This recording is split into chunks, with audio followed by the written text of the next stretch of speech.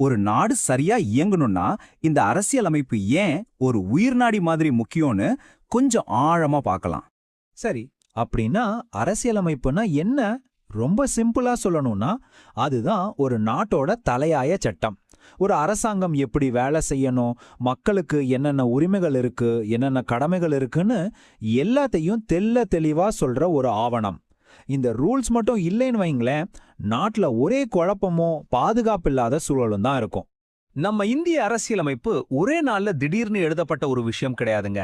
அதோட வேர்கள் பல வருஷ வரலாத்துல, குறிப்பா பிரிட்டிஷ் ஆட்சியில போடப்பட்ட சட்டங்கள்ல ரொம்ப ஆழமா இருக்கு.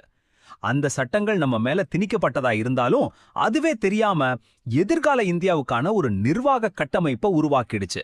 அதாவது நம்ம சுதந்திரத்துக்கான அஸ்திவாரம் நம்ம அடிமையா இருந்தப்பவே போடப்பட்டுடுச்சுங்கிறது ஒரு வரலாற்று முரண். இந்த டைம்லைனை பாருங்க. 1773 ஆரம்பிச்சு